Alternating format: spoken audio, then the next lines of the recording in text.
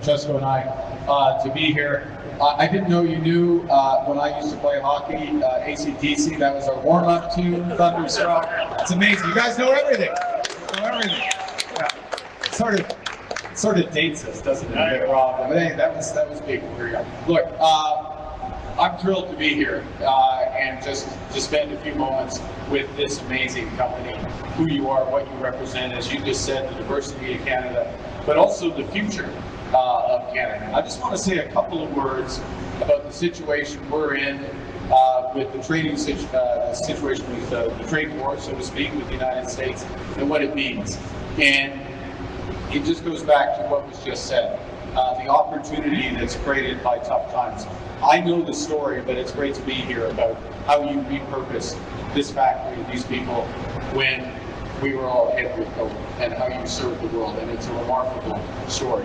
Now, on one level, what's going on with the tariffs, and we got, as you know, the auto tariffs this week from the United States, that's tough. That's tough. But this is an enormous opportunity for this company, for this country, and I think ultimately for America. And I just want to say a few words about what our strategy is right now and how that fits in. We're doing three things.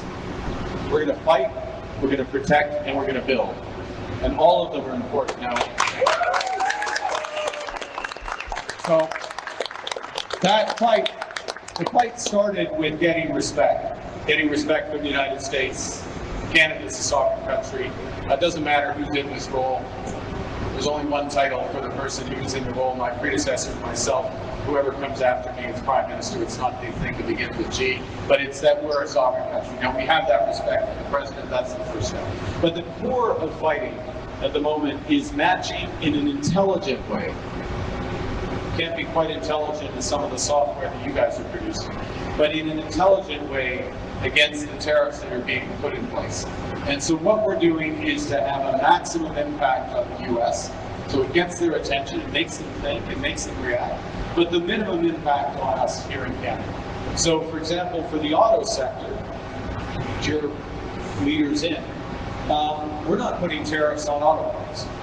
We're not putting tariffs on smart machines that make auto parts. We're not putting tariffs on software. We're not putting tariffs on anything that's part of your business that will make you successful, because we want you and those who work with you to be successful.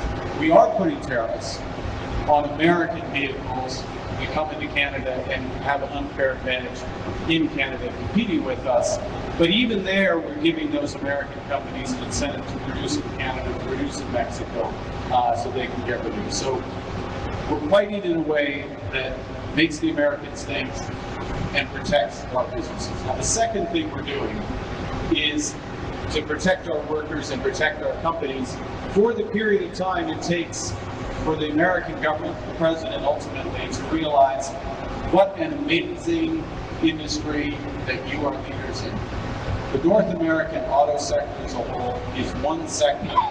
We are fighting the world as one sector. We have to stick together. In fact, we have to get closer together.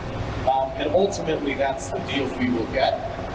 But until America's willing to sit down at the table for that, we got to protect workers, we got to protect companies. Those aren't just words. We're taking every dollar we get from tariffs that we put on, and we're recycling it back directly to the workers and companies that are affected. So there are layoffs that have started in the industry. Some of your clients, Stellantis, for example, a couple of weeks downtime at one of their factories. We're making sure that money goes to make sure those workers are made whole. We're also saying, and this is not an issue for the leading companies, but for some it will be, you don't have to pay your taxes for a while. You have to pay them ultimately when things get going again, or you can borrow directly from us to tide yourself over, again, protecting the industry so that we can negotiate as a country from a position of strength. Last point, most important point. Ultimately, this is about building.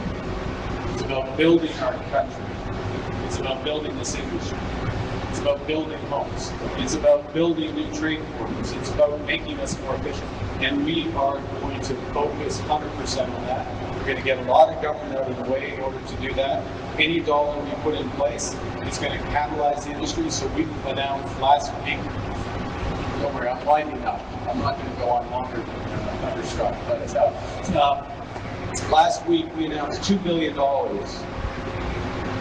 of money to help accelerate the transformation, exactly what Mark Carney does in the supply chain, the broader supply chain does in Canada, to enhance the use of AI, to enhance the use of smart manufacturing equipment, to build the supply chains in Canada, because we want to be ready to take on the world once we get this deal.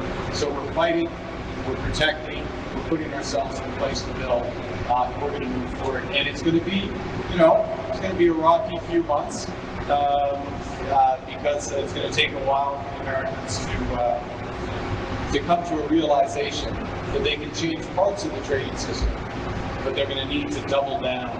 We're all better off doubling down on an integrated auto sector. And this company, the Canadian industry, is going to come out on top as part of that. And that's what your government's here to deliver for you. Thanks very much.